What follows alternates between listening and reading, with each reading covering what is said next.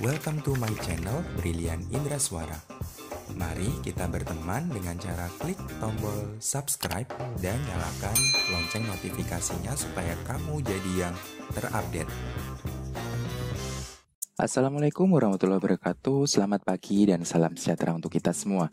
Anak-anak yang sedang berada di rumah dan mengikuti pembelajaran daring, bagaimana kabar kalian hari ini? Saya doakan kalian tetap sehat dan tetap semangat dalam mengikuti pembelajaran daring pada pagi hari ini. Anak-anak, saat ini kalian sudah memasuki bab 2 pada semester 1. Pada bab 2 ini, yang akan kita bahas yaitu tentang klasifikasi makhluk hidup. Nah, sebelumnya anak-anak kalian perhatikan dua benda berikut ini. Saya punya Tamiya dan saya punya kucing. Nah, kedua benda tersebut bisa bergerak. Tamiya bisa bergerak dengan digerakkan baterai dan apabila dinyalakan, kemudian kucing juga bisa bergerak sebagaimana mestinya. Kalian sudah pernah melihat kucing tentunya di rumah kalian atau mungkin di jalan atau dimanapun. Nah, kedua benda tersebut bisa bergerak. Tetapi manakah yang merupakan makhluk hidup kira-kira? Nah, mungkin kalian sudah punya jawabannya. Tetapi untuk memperjelas jawabannya, jadi gini, makhluk hidup itu menunjukkan ciri-ciri kehidupan, sedangkan benda mati tidak memiliki ciri-ciri tersebut. Nah, jadi untuk mengidentifikasi dua benda tersebut, kita dapat mengidentifikasi dengan menggunakan ciri-ciri kehidupan. Mana yang mempunyai ciri-ciri dan mana yang tidak. Jadi fokus pembelajaran pada pagi hari ini yaitu ciri-ciri makhluk hidup. Ciri makhluk hidup yang pertama yaitu bernafas. Setiap kali kalian bernafas yaitu menghirup udara yang diantaranya mengandung oksigen atau O2 dan mengeluarkan udara dengan kandungan karbon dioksida atau CO2 lebih besar dari yang dihirup. Tentunya kalian ketika SD sudah diajarikan oleh guru kalian, jadi kalau manusia atau makhluk hidup lainnya dapat bernafas menghirup oksigen dan mengeluarkan karbon dioksida. Kemudian ciri yang kedua yaitu memerlukan makan dan minum. Jadi anak-anak untuk beraktivitas setiap makhluk hidup itu perlu yang namanya energi. Nah, energi tersebut diperoleh dari makanan dan minuman. Jadi makan dan minum ini penting sekali sebagai tambahan energi dari makhluk hidup. Selanjutnya, bergerak. Nah, kamu dapat berjalan, berlari, berenang, dan menggerakkan tangan, itu merupakan ciri bergerak. Tubuhmu dapat melakukan aktivitas karena memiliki sistem gerak. Sistem gerak terdiri atas tulang, sendi, dan otot. Ketiganya bekerja sama membentuk sistem gerak. Selanjutnya, tumbuh dan berkembang. Kira-kira apa perbedaan dua kata tersebut? Ada tumbuh dan berkembang.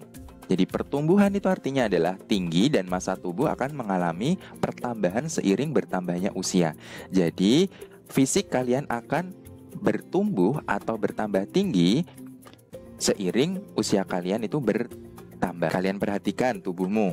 Samakah tinggi dan massa tubuhmu sekarang dengan tinggi dan massa tubuhmu waktu masih kecil? Tentu saja tidak sama, bukan? Nah, tinggi dan massa tubuhmu itu akan bertambah seiring pertambahan usia. Nah, kalau perkembangan itu adalah perubahan kematangan fisik, emosi, dan pikiran menuju dewasa. Contohnya seperti ini. Ketika kalian balita atau mulai usia 0 sampai 1-2 tahun, kalian kan mungkin minum susu dengan menggunakan DOT. Jadi ketika kalian ingin makan atau mendapatkan energi atau makan dan minum, itu kalian dilayani oleh orang tua kalian. Sedangkan ketika kalian sudah beranjak dewasa, mulai umur 5 tahun sampai 10 tahun, kalian sudah bisa makan sendiri. Nah, itulah yang dinamakan perkembangan. Jadi yang mulanya kalian makan dengan dilayani, sekarang kalian sudah bisa melayani diri kalian sendiri. Itulah yang dinamakan dengan perkembangan, perubahan kematangan fisik. Selanjutnya, berkembang biak atau reproduksi. Kemampuan makhluk hidup untuk memperoleh keturunan disebut dengan berkembang biak atau reproduksi. Berkembang biak bertujuan untuk melestarikan keturunan agar tidak punah. Sebagai contoh, kamu lahir dari ayah dan ibu. Ayah dan ibumu masing-masing juga mempunyai orang tua yang kamu panggil kakek dan nenek, dan seterusnya. Jadi itulah yang dimaksud dengan berkembang biak. Selanjutnya yaitu iritabilitas. Nah, iritabilitas ini artinya adalah kemampuan untuk memberikan tanggapan terhadap rangsangan yang diterima.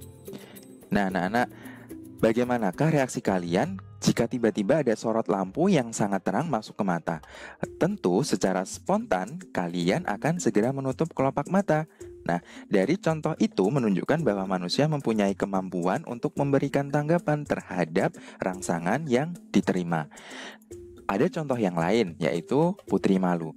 Putri malu ini jika kalian sentuh daunnya, pasti daunnya juga akan mengatup. Nah, inilah yang dimaksud dengan iritabilitas. Ini dua contoh yang termasuk iritabilitas. Selanjutnya, menyesuaikan diri terhadap lingkungan. Nah, di layar HP kalian sudah ada beruang kutub. Nah, beruang kutub ini punya saudara anak, namanya beruang madu. Beruang madu dan beruang kutub ini, struktur rambutnya itu berbeda. Apabila beruang kutub ini rambutnya akan lebih tebal, lebih banyak daripada beruang madu. Kenapa? Karena si beruang kutub ini habitatnya atau lingkungannya itu kan di suhu yang amat sangat dingin di kutub sana. Sehingga dengan dengan rambut yang tebal, ini akan membuat suhu tubuhnya si beruang kutub ini akan lebih hangat dibanding dengan beruang madu. Kalau beruang madu rambutnya akan lebih sedikit dibandingkan beruang kutub karena memang habitatnya tidak sedingin beruang kutub. Seperti itu. Nah, anak-anak, sudah selesai untuk penjelasan saya. Sekarang masuk ke tugas pada pagi hari ini. Tugas kalian yaitu silakan kalian buka LKS halaman 19. Nah, di halaman 19 itu ada benda-benda dari tas, ban mobil, bola, truk, dan seterusnya. Dari benda-benda tersebut, silakan kalian centang yang mengandung ciri-ciri kehidupan. Misalkan, tas bisa bergerak atau tidak. Kalau bisa, kalian centang.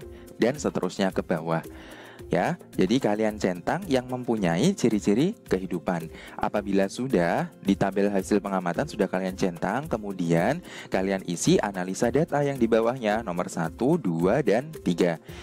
Apabila sudah, nanti kalian foto dan kirim ke link tugas hari ini. Untuk pembelajaran kali ini saya cukupkan sekian, kurang lebihnya saya mohon maaf. Wassalamualaikum warahmatullahi wabarakatuh.